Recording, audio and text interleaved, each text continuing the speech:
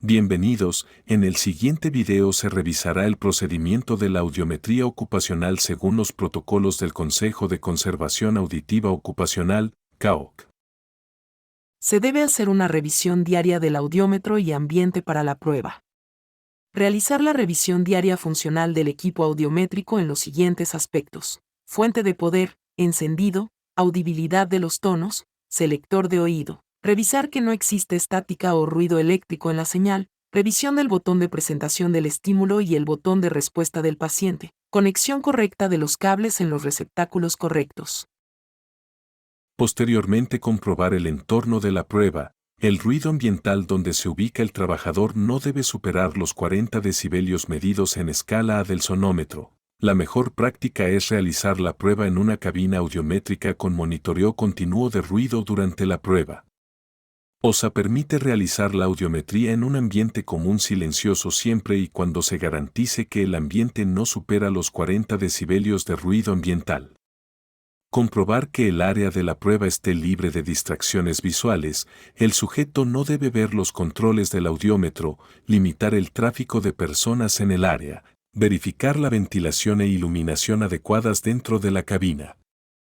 Realizar la calibración biológica, haciendo una audiometría en el propio conservacionista y en una segunda persona, comparando los resultados contra el audiograma de base.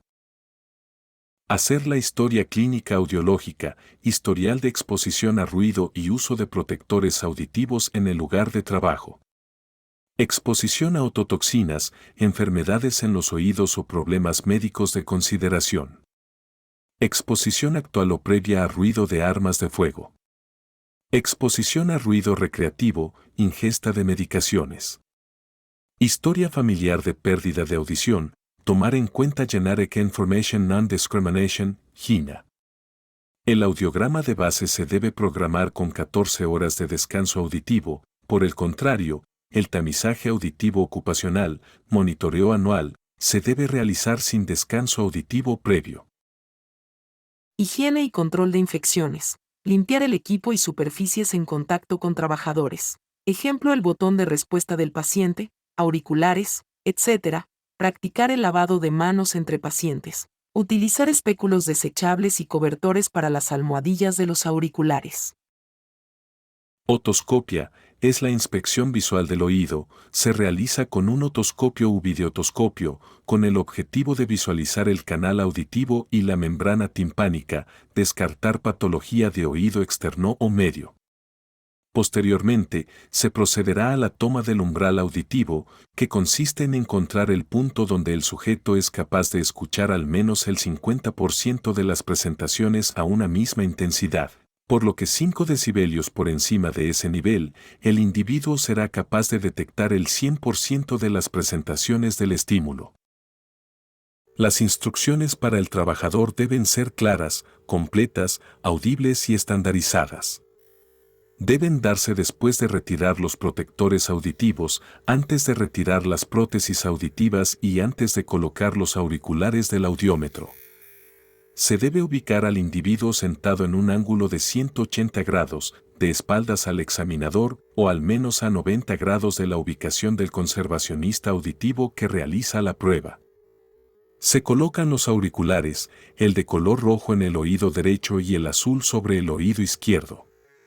Seleccione en el panel de control del audiómetro el oído que se evaluará primero, en posición de la vía aérea. Técnica de la prueba audiométrica manual. Primeramente, se debe familiarizar al trabajador con un tono de prueba de 1000 ciclos por segundo, Hz, a una intensidad audible para el colaborador, iniciando en el mejor oído o en el oído derecho si no se puede determinar cuál es el mejor oído. Los tonos deben presentarse de 2 a 3 segundos, en tono pulsado, es decir, 2 a 3 pitidos o pulsos, de manera arrítmica. El intervalo de las presentaciones de tonos nunca debe ser más corto que la propia presentación del tono. Se debe disminuir la intensidad en pasos de 10 decibelios e incrementar en pasos de 5 decibelios para establecer el umbral auditivo.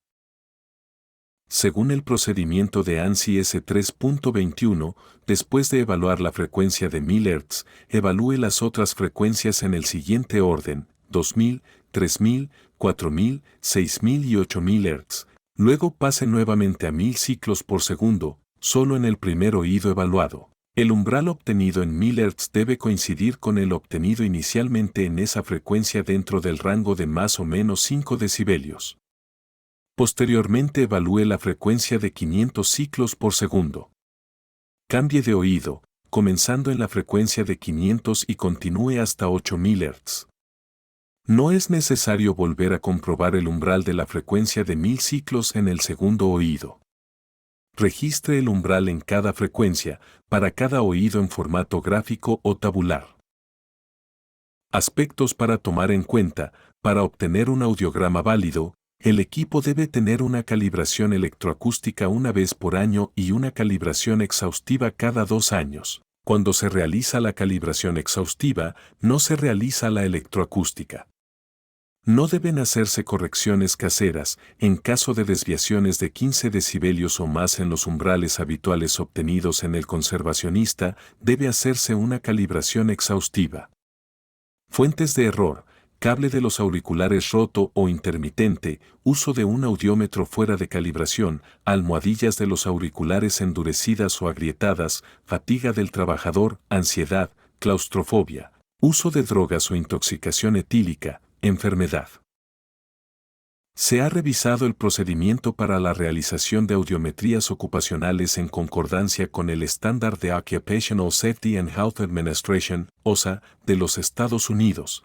Si desea ampliar los contenidos de este video, lo invitamos a visitar nuestra página web www.caoc.cr. Muchas